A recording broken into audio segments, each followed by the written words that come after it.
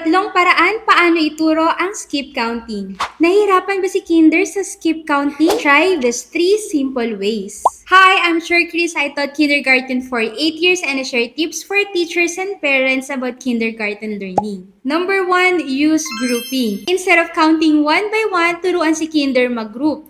Example, 2, 4, 6, 8. Counting by twos. Number 2, clap or move while counting. Gawing active ang learning. Clap, tap, or jump habang nagbibilang para mas maalala ni Kinder. Number 3, make it hands-on.